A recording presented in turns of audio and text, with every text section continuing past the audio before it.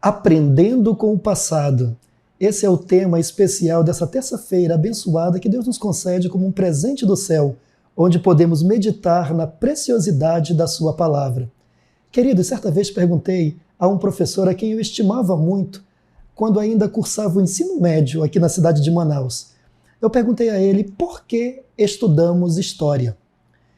E de uma forma muito sincera e honesta ele disse: nós estudamos história para analisarmos os erros cometidos no passado, corrigirmos no presente, para não voltarmos a errar no futuro. Obviamente, a ciência, a história é muito mais abrangente que isso, mas ele tentou auxiliar ali um jovem sonhador a poder entender a importância de considerarmos o passado. Com Paulo não foi diferente. Ele recorre à história do antigo Israel para ilustrar que os privilégios espirituais não são garantias de fidelidade.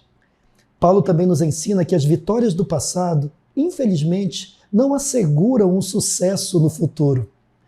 Interessante que quando olhamos para o antigo Israel, é fácil apontar o dedo e argumentar que eles erraram vendo, mas como? Eles viram e ainda assim foram capazes de desobedecer a Deus?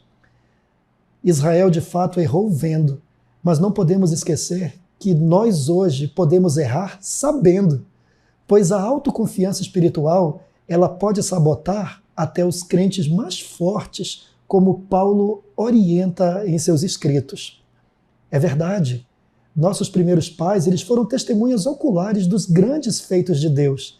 Eles selaram uma aliança atemporal e ainda assim, de acordo com a lição que estamos estudando, eles cometeram idolatria, imoralidade sexual, reclamações, desconfiança, tudo diante da presença de Deus. Precisa nos causar arrepios quando nós encontramos em 1 Coríntios 10:5 que Deus não se agradou da maioria deles. Talvez este seja um dos versículos mais tristes da Bíblia, mas o fato de Deus não ter se agradado da maioria não significa que Deus não se agradou de todos. Isso mostra que Deus sempre terá um remanescente sobre a face da terra. E louve ao Senhor, porque nós fazemos parte deste povo. Contudo, Paulo ainda adverte dizendo: ora, estas coisas se tornaram exemplos para nós. Isso significa que devemos estar vigilantes. Foram escritas para nós para que não incorramos nos mesmos erros que infelizmente eles praticaram. Hoje, ao analisar a história, aquilo que ficou para trás, nós temos o privilégio de nos decidirmos ao lado do Senhor. Obviamente, corremos os mesmos riscos, mas nós temos o lenitivo.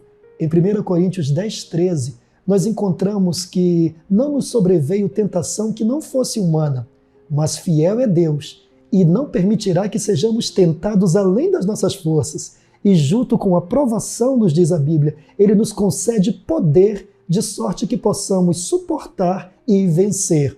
Ou seja, Deus sempre oferece uma saída diante da tentação.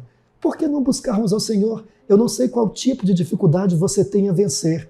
Eu não sei, talvez, qual pecado acariciado você precisa superar. Uma coisa posso te dizer: todo o poder do universo está à sua disposição. Tão somente confie no Senhor e busque nele refúgio. Que nosso bom Deus te abençoe.